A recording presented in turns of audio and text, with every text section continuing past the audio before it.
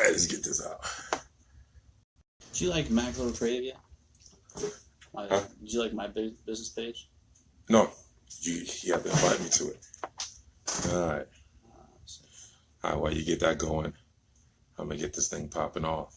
Do you think, man? All right, guys. Welcome to another episode of Hard Work, Bad Decisions. The good, the bad, the ugly. Let's talk about it. Last couple of weeks, me and my homie, my name is Gilbert Smith. I'll be the host. My co-host is Mac Little. What's up, guys? Yeah, he's setting up his phone right now and get everything going on his side of the world. But I'm going to jump right into it. Last week, we talked, actually the last couple of weeks, we talked a lot about, just kind of hardcore topics. We talked about, your breaking point and failures, more serious topics. So we said this week, we're going to have some fun. And we're going to try to have a conversation about topics that we kind of think is kind of fun. So we pick the top 5 greatest movies of all time.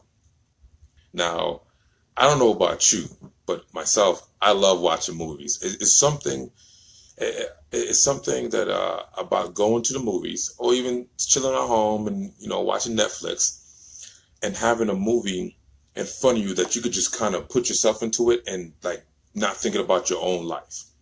I actually give you a little bit of background information. For every fight, after the weigh-ins, the number one thing I do is I go get something to eat, enjoy some good food, and then I go to the movies. That's like a ritual that I've had since I was an amateur fight. And I can sit back and watch the movie and not think about, what's going on in my life, and not think about the fight, and I could just think about the plot, the actions, and just, I don't know. I think movies is just one of the best things we have going in life, especially when you're kind of stressed out and you're able to just, focus on a movie and not focus on the things that's stressing you out. So I figure, let's talk about some of the movies that we love watching, that, especially movies that kind of provoke a certain amount of emotions. And that's what we're going to talk about. All right. So I know you're still doing your thing. Yeah. So I'm going to go ahead and just jump into my list. One of the movies on the list, it kind of defines my childhood. This movie is a movie that I watch and it just makes me feel like I'm 5 years old again. The Last Dragon. Now, with Bruce Leroy and Shonuff. The thing about this movie that I love is that how they took Kung Fu and took it to the hood. And then they had a little bit of old school hip hop with some Motown flavor, because this movie was actually directed by, I'm not sure directed, but it was at least produced by Barry Gordon, who was at the time the owner to Motown. So a lot of the Motown acts was a part of it, at least as far as the music goes, like Stevie Wonder and Smokey Robinson. So I don't know, man. That movie really kind of gets me going. Have you seen that movie? Yeah. Oh, yeah. Last Dragon? You saw The Last Dragon? Yes, Yeah. sir. I think, honestly, The Last Dragon probably goes along the same lines of Karate Kid. Finally got it. Yeah, you got it going? Okay. All right. So now I'm with everybody. Yeah. Okay. Some people, the Karate Kid side, other people, the Last Dragon side, but both those movies actually define my childhood. I can say I agree with you, but I was more on the Karate Kid side. Yeah. I mean, you gotta be from the hood, man, to really appreciate The Last Dragon, man. I'm just saying. Yeah. But that last scene where I can't remember the guy's name, Shonuff? No. In Karate Kid Karate Kid. Yeah. What was his name? Man. But anyway, that last part where he kicks the bad dude with that flying crane kick. Yeah, the crane kick. Yeah, I mean the crane kick was a beast, man. I was doing that I was practicing the crane kick, but The Last Dragon, man, the dude got the glow. He had the glow and he turned gold as the bad guy was red. It was like magical. It was like they made a spoof of that actually. You see the new movie Kung Fury that came out a couple years ago? No, I didn't see that. It was making fun of all the '80s like karate action flicks. Oh wow, dude! If you have a minute and you want to laugh your butt off, Kung Fury. I'm definitely gonna have to watch that. It's on Netflix. Okay, yeah, it's amazing. Right. So number 5 for me was Last Dragon. Okay. All right, what's yours? My number 5 was The Goonies. The Goonies. Think about childhood, growing up. The Goonies really strikes home for me. Nothing quite says childhood like the big kid in Goonies doing the truffle shuffle. The truffle. you sent me that gif of that. Yeah, I did. I told you because that was gonna be on my top 5. Oh yeah. Okay. Now it makes sense. And The Goonies was a good movie. I mean, especially dealing with your childhood. Oh yeah. Well, I mean, everyone wanted to be that cool kid, right? That led the group, but then you also wanted to be a little bit of Data and have that utility belt for everything, like go gadget, whatever. Like where he had the bad guy and he just like pulls his belt out and a punching glove comes and knocks the dude out. Yeah. I wanted all that. That's a good movie, man. That's a good movie. It definitely brings back some childhood memories. I'm gonna push another one from my childhood memory. All right, what you got? All right, The Lion King, Simba. Watching The Lion King. I'm not gonna lie, I cried when Mustafa died. I got a little emotional. Yeah. But it's like your dad dying, man. Yeah, exactly. So, but it was one of the first movies that I thought kind of went away from doing the whole princess this, princess that, and I gotta say it was also one of the few movies, the first movies that touched upon for Black people. Although it was animals, but if you look at it, you had Beauty and the Beast and Little Mermaid, Aladdin. Those movies was always some white princess, and which I don't have a problem with. But The Lion King spoke to a different genre of people. So I don't know. I love it. I think everybody can relate with that movie. Yeah. Everybody at every time. But yeah. This is one of the first ones where you had the main character being like a man. Yeah. Yeah.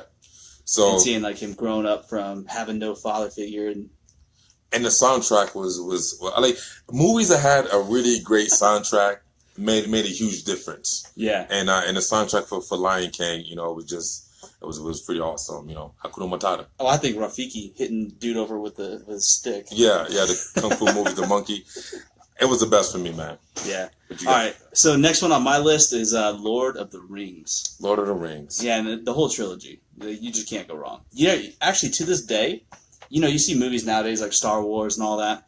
Lord of the Rings is one of those timeless ones that you can watch, and it doesn't matter because it was done so well, it stands the test of time. Yeah. Because I was looking at it, it was made back in 2004, I think was the first one came out. Yeah. But, we watched the trilogy for my birthday like a month or two back, and, it still looked really good.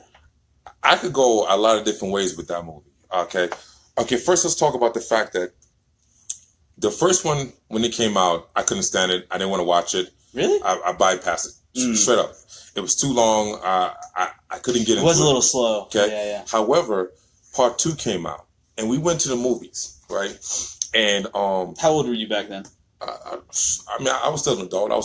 I was in the Army. So, I would say you were probably 18. No, I was way older than that. I'm 36 years old, man. I thought you were 5-6 years older than me. Yeah. So, but anyway, I'm a man. Yeah. I know. I had kids, man.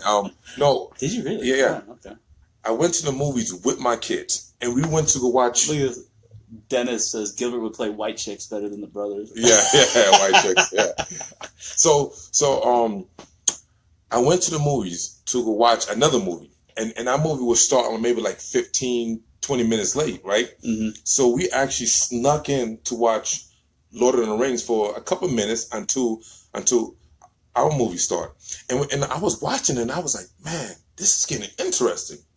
I don't know what it was, but it brought me into the movie to now I actually want to watch it. So then I went home, I rented the first one, and then I went back to the movies a couple weeks later to watch number 2, and I was hooked.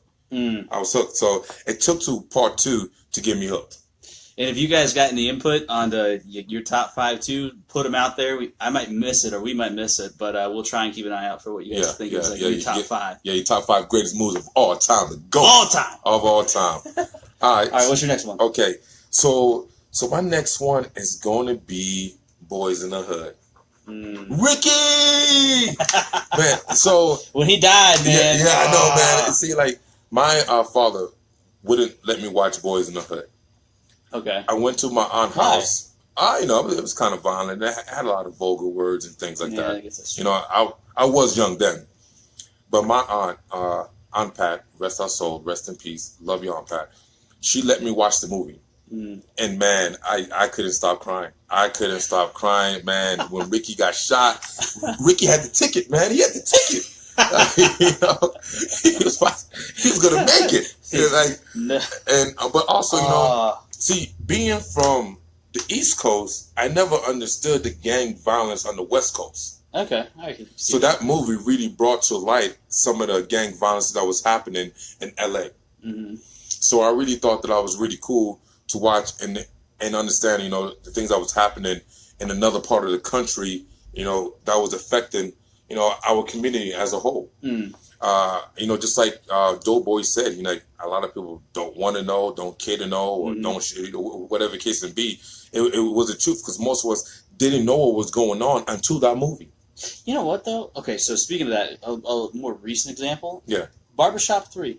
Barbershop 3, Did you see that? Yeah. They had the kid who was going places, and they were trying to say, like, Chicago has all these problems and everything, and then he gets killed. Yeah, and that happens, man. You know, sometimes you're just at the wrong place at the wrong time. Unfortunately, you know, in inner cities, it could be like that sometimes. And that movie really brought it out, and it brought it out in such a hardcore way that you couldn't turn away. No. You couldn't be like, oh, this is just a movie. And that's back when we were young, man. Yeah. Like, you saw that and you were like, what? Yeah, I mean, Boys in the Hood really brought it out. And then obviously it brought out great actors like, you know, Ice Cube and Nia Long. I had a thing for Nia Long, man. Nia Long, I had a thing for her for a long time because of that movie. So that's it for me, man. But Boys in the Hood. Okay. Next one for me. It's probably. Are you gonna go with? Okay, you're gonna go with that one. All right. Yeah. All right. I'm gonna go with the psychological thrillers like Inception or / Shutter Island with Leo. Inception was bomb. Dude, okay, so I love those psychological ones where you're not quite sure what's going on, and then you get that like mind fuck at the end where you're like, what? Oh, I didn't expect that to happen. Yeah. Shutter Island, I don't remember for some reason. It was the dude. It was a investigator from like the 1940s, and it was on this old island where it was a sanitarium or something like that, where a bunch of crazy people and criminals would go. And he was the detective that went to go in there. But then the spoiler, this is like from 2007, so if you haven't seen it, I don't care. Rip Ricky, yeah.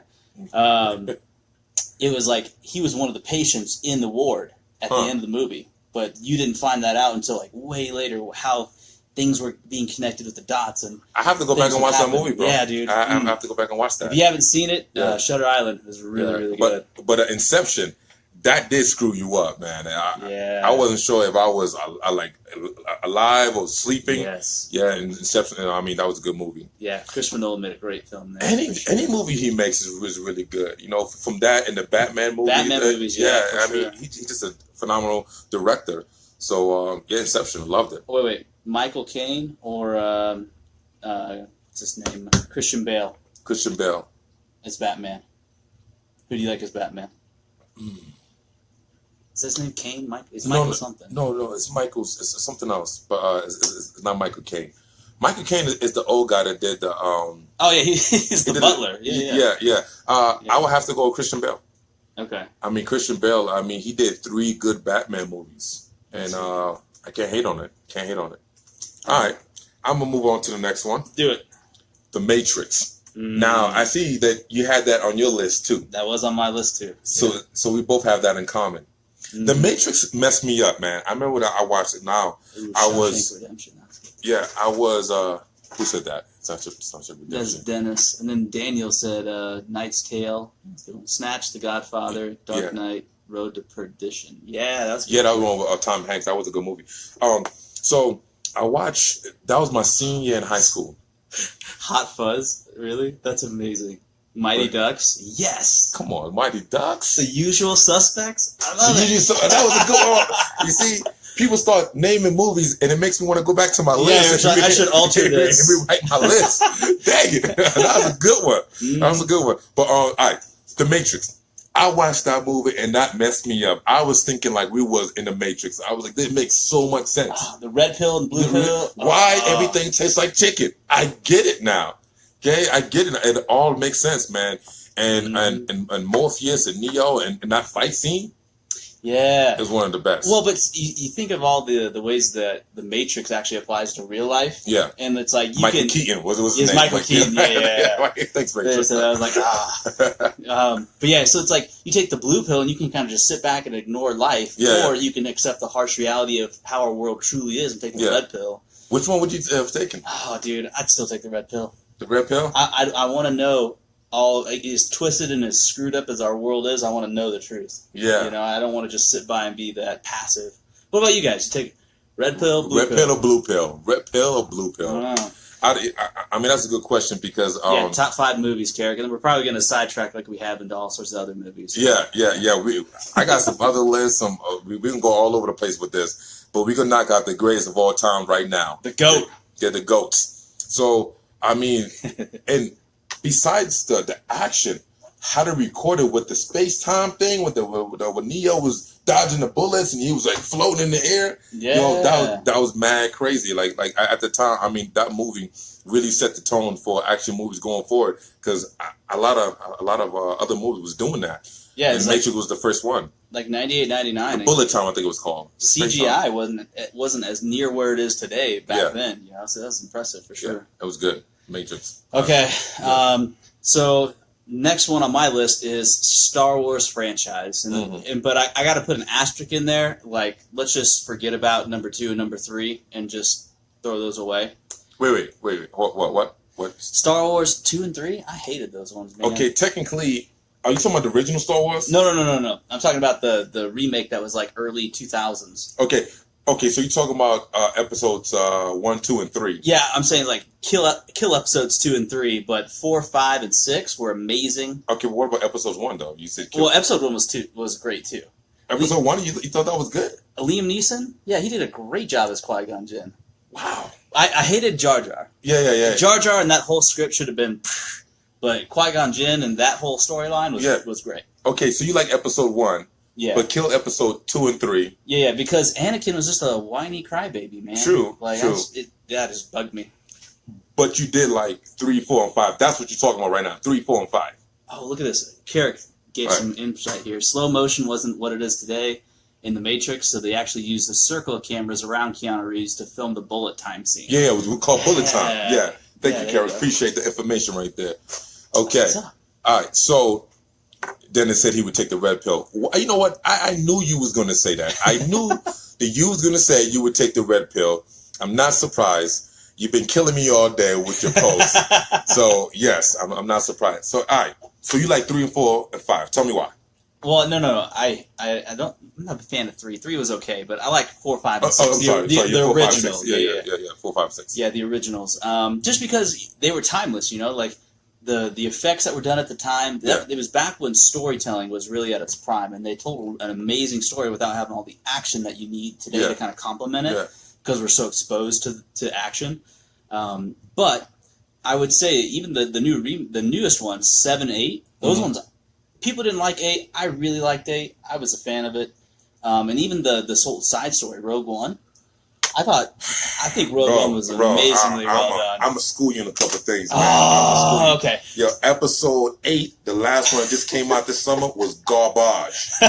It was garbage. I was so pissed. I'm a Star Wars fan. Okay. Why are you so pissed on episode 8? It just like none of it really made sense, man. Is it just a remake of number 5? It really was. It really was. Like it took stories from the episode of number 5 and also Lord of the Rings.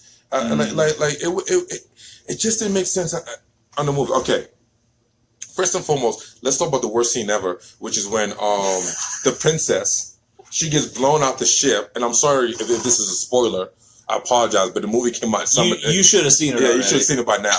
But like, she gets blown out of the ship. She's like floating in space. Should have died 1,000 times over, but then somehow she used the Force to pull herself back into the ship. Yeah, like that was so far fetched. It was like just beyond using the Force. That's like, do we really understand the Force? Oh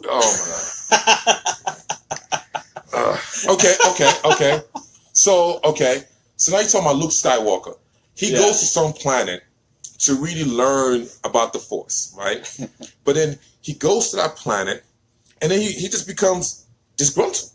Yeah, he's like out of air. He just becomes like a sour baby. Yeah, and then he make this long, intricate map to find him if the galaxy needs him again.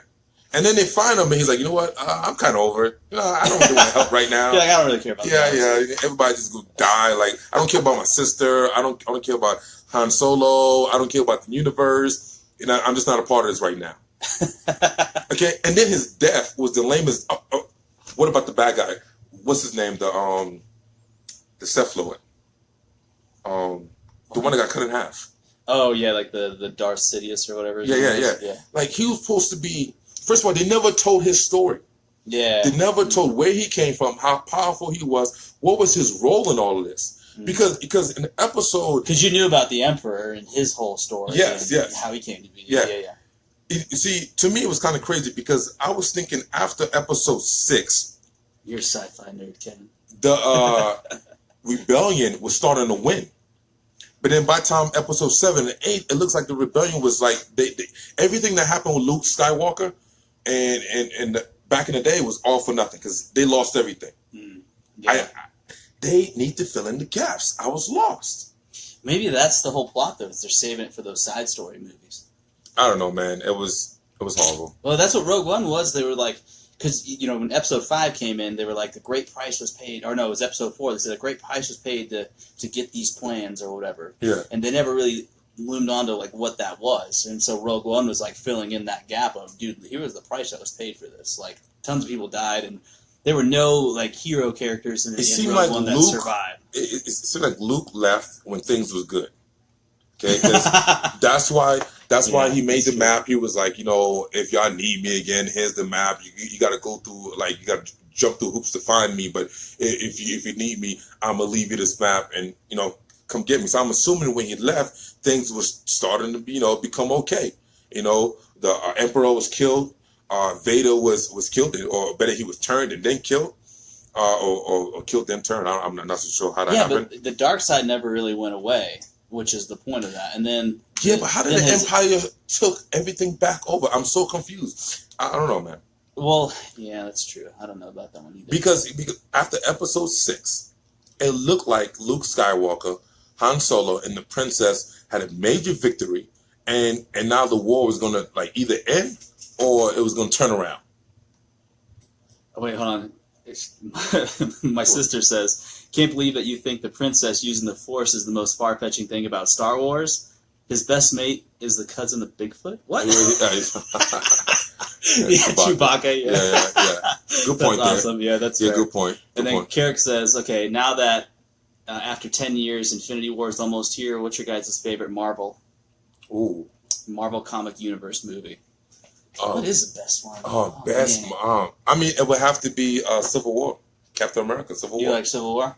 It was like a Avengers movie, but I think with a deeper plot, and it brought in so many different people. It was the first one that brought like the whole Marvel universe together, from Ant-Man to Spider-Man.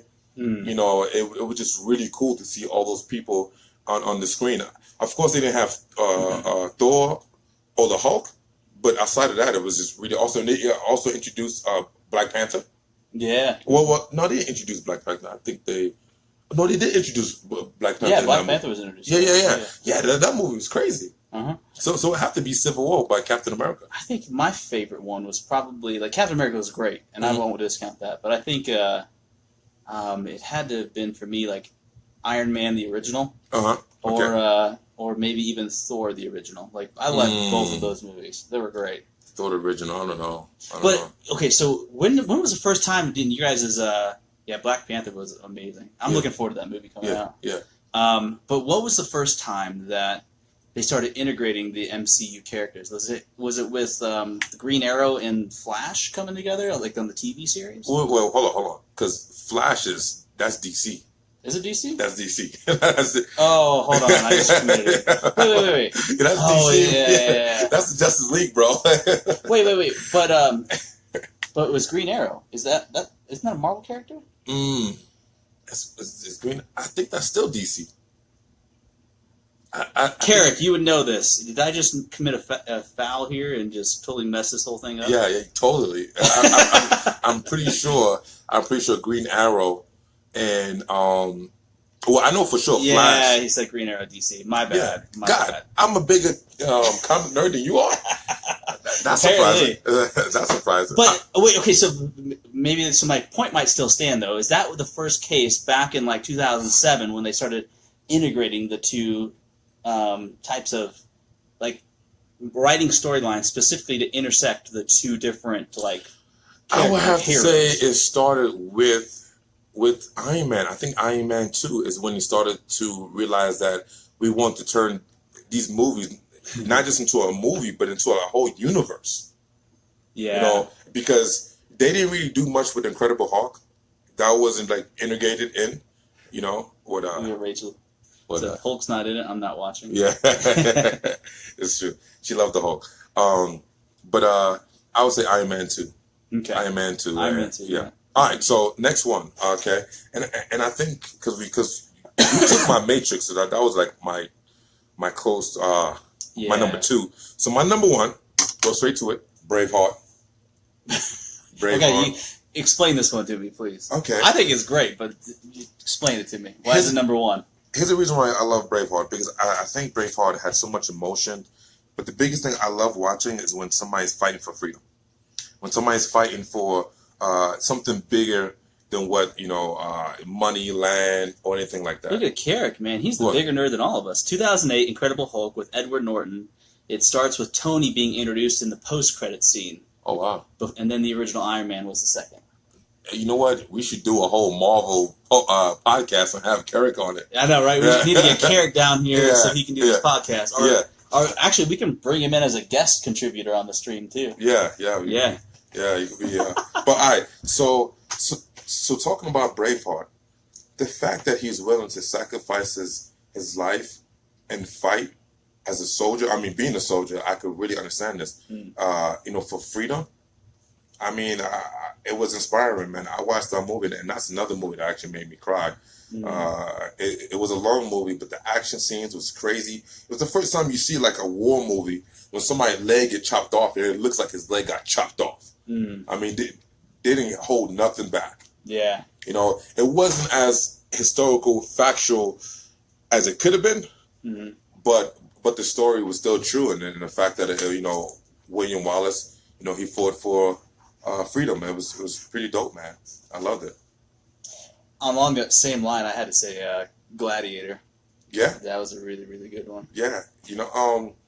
Gladiator, man. So the first time I came to Colorado, Gladiator was the first movie I saw. Like, I drove from Georgia, Fort Gordon, Georgia, and I was getting stationed here in Fort Carson, and I drove all the way by myself, 18 years old.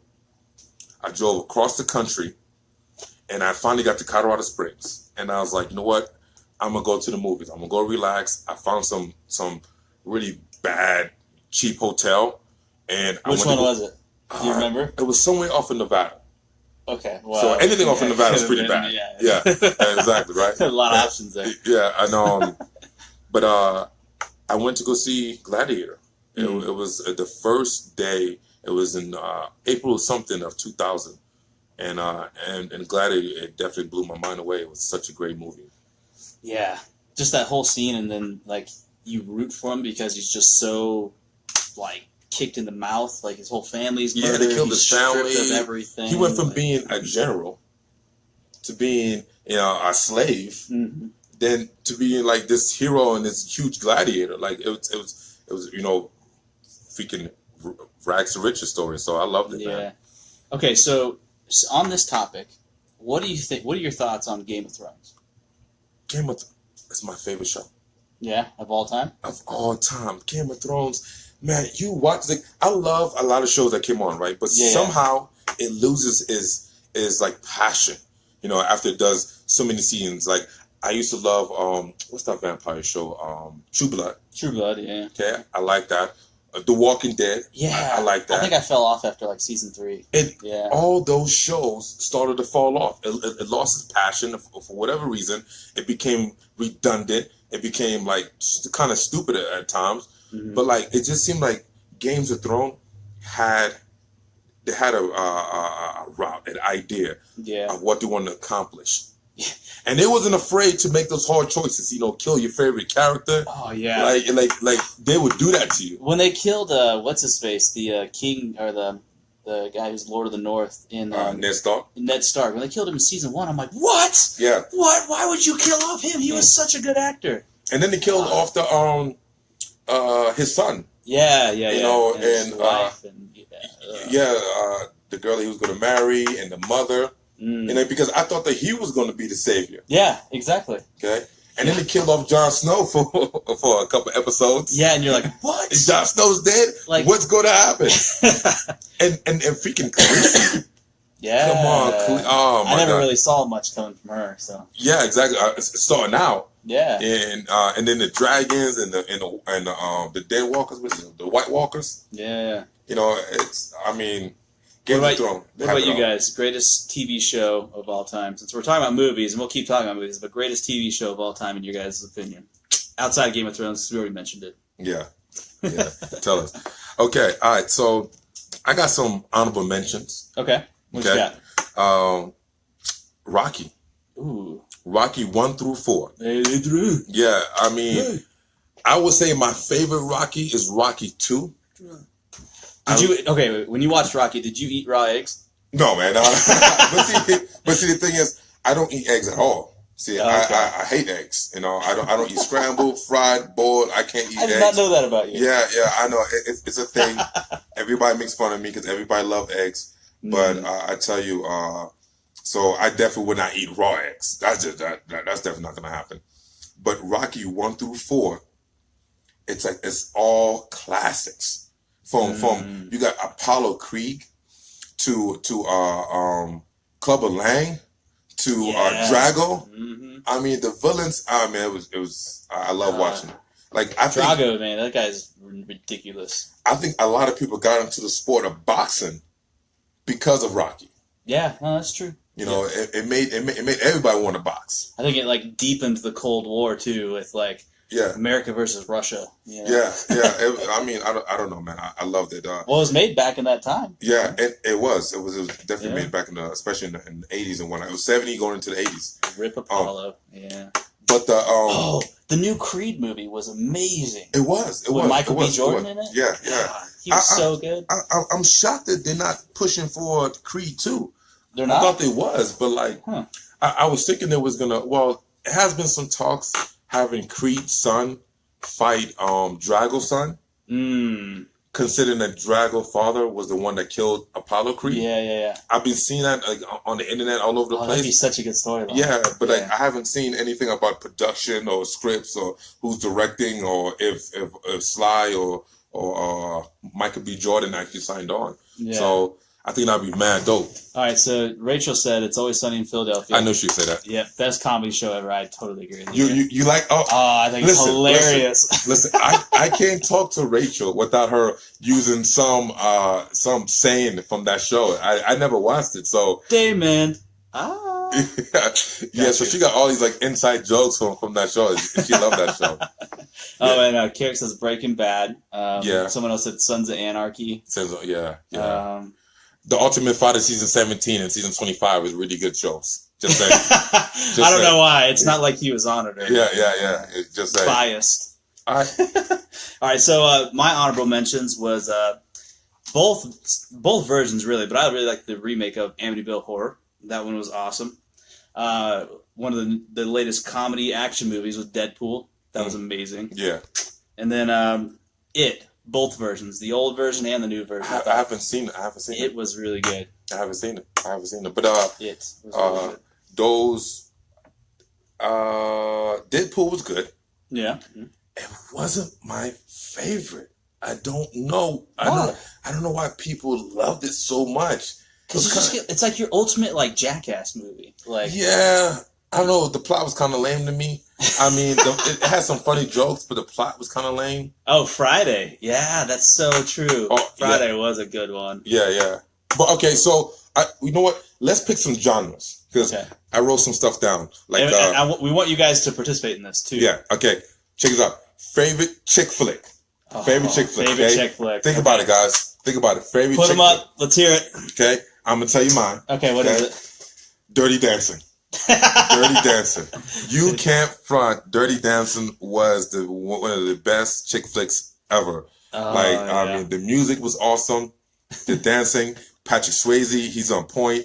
You know, it was a good movie. I liked it. That's awesome. So, write down your favorite chick flick. Okay. You know, I talked about Ghost, but I'm gonna change it. Yeah. One that I could still go back and watch right now. It is so cheesy, and I'm gonna get some hate on this, but How to Lose a Guy in 10 Days. Why? Kate Hudson and Matthew McConaughey, because that's your quintessential chick flick. Like, it's such a cheesy, stupid storyline that you just can't help but like going through those motions. And you're like, Matthew McConaughey, great actor, and that was Matthew McConaughey in his prime too. Yeah. Like, all right. That guy. Yeah. Yeah, no, but that was like in his prime. Like you got to see they introduce the storyline. You got two dissecting characters into there, and then they come up with this big problem, and they hate each other at first, but then they come around and charm each other, and then they fall in love, and they get in this big fight, and re-fall in love, and the movie ends. Okay. I think your phone's going to die. Yeah, it is going to die. All right. It is what it is. Anything with Hugh Grant? Bridesmaids? Okay. Yeah. Well, what is it, Notting Hill? Is that the... Let's go to the comedies. Okay. Comedies. Coming to America. Can't beat it. Nah. Can't beat it. Yeah. You gotta love Coming to America. Or Eddie Murphy and Arsenio Hall. I mean, they both played multiple characters. Mm-hmm. Gotta love it. It was. They've been talking about making another one, Coming to America Part 2. Yeah. I hope so. Eddie Murphy's just an amazing actor. He did so many great movies. He definitely fell off with old age, but Nutty Professor. Nutty Professor was good. Harlem Nights. I mean, it was just all classics. Beverly Hills Cop. Yeah, it was all classics. Oh, that's so good. And what about yours? Favorite comedy? I went with Anchorman. Anchorman? Yeah. Just stupid, like fast comedy. Yeah, totally. And Will Ferrell is just on point. Yeah, Part 1 was better. Part 2 was kind of... Yeah, Part 2 is like... We don't talk about that one. But Anchorman 1, like, kicking the dog over the bridge and like, no, Fluffy! Yeah. Yeah. It was amazing. That was definitely a good one. Okay, let's move on to the scary movies. Scary movie. Are you a big scary movie fan? No, I'm not. No? Because I don't think it's really scary. I think it's kind of funny to me. But I did like Nightmare on Elm Street, the third one, The Dream Warriors. You know, because I like the fact that now the characters had a power to fight. They all had their own special powers to fight Freddy Krueger, and that made it like into like a fantasy world. It was pretty cool, but for somebody to come into your nightmares and then kill you, that's pretty scary. As a kid, like you did not want to go to sleep. Yeah, that's true. Nightmare on Elm Street never really scared me, and I don't know why. Okay. Like, but no, I can totally understand that. It's like you go to sleep, you start dreaming, and then Freddy's in your dreams, and then you're like, I think I'm gonna die. Yeah, I totally get that. Yeah, like I don't want to go to sleep. I'm gonna try to stay up all night because the movie was so scary. Let's see. Well, I mean, I mentioned a couple of them, but I'm gonna go with It, just because I think that's where like. Were you actually scared in that movie? And I wasn't as scared that I was like, okay, so if I were to go into like a sewer system nowadays, I'd be creeped out. Yeah, I mean, any sewer system would be pretty creeped out unless you're going with the Ninja Turtles. Oh, and could you? Okay, let me paint a picture here. So let's just talk about going down in the sewer system right down the street, right? Yeah. We go down in there. We got flashlights. We're walking through the little thing. I don't even know if it has like a little sidewalk, but I'm gonna guess it does. And then you like turn a corner and you see a clown. Tell me you would not run away. Oh, for sure. For sure. I mean, if I see anything down there, I'll probably run away though. I'm not too sure if a clown would have made any difference if I saw a regular human being. And you're from New York, right? Yeah. Do they have alligators in the New York sewer? No. I mean, that's a myth. That's a myth. Like, nah. Okay. Okay. So it is for you. Okay. I'm gonna tell you my favorite actor. Okay. And I'm gonna tell you some of the movies I love. Denzel Washington. He's the man. Oh, okay. Denzel's the man. Favorite Denzel Washington movies. Okay. Favorite Denzel Washington movie. I'm gonna list my top 3. You know, I'm just run it down. Philadelphia with Tom Hanks. Mm-hmm. That was a good movie. It was a good, powerful movie. Yep. John Q. That I watched them. I just cried. You know what? People don't realize how emotional I am. You know, you're like a big teddy bear. Yeah, I do cry, especially watching movies. And John Q was one of those movies that was like, it just have you crying the whole time, especially if you're a father with a son. And you thinking to yourself, what would you do if your son, you know, was in pain and you had to go to extremes to try to save his life? Yeah. Yeah, you just mentioned that in us having a boy. Like, that's... Actually, you have your baby real soon. Think about that. Okay, so, and then the last one I would say with Denzel Washington would be Glory. And I had to pick that movie. Remember the Titans. Another good one. Jesus. See, Remember the Titans would actually go to like my greatest movie of all time. Really? Yeah, that would go on that list. Like that movie was so awesome, man. Like, man, that's it. Oh man, another one, Kevin, amazing. Training Day and Man on Fire. I love both of those too. Kevin Bracken. Yeah, he's Kevin Bracken? Yeah. Oh, that's my homie, man. That's from Castle Rock. We wrestled together. Oh, really? Yeah. Small world. That's awesome. Yeah. Training Day and Man on Fire. That's awesome. Okay. Cool. All right. Well, that's our list, guys. I see my phone is about to die, so you're probably gonna wrap this thing up. But we definitely appreciate y'all tuning in, watching another episode of Hard Work, Bad Decisions. Today we try to keep it a little bit light. You know, just talking about the greatest movies of all time. Usually we talk about a lot of stuff dealing with business and dealing with life lessons, but we just want to have a little bit of fun today. Yeah. Lighten up the mood, because it has been really serious. I mean, we have fun, but it's been serious the last, 8 episodes or something like that? Yeah. So, but guys, make sure you like... What's up, Carrick?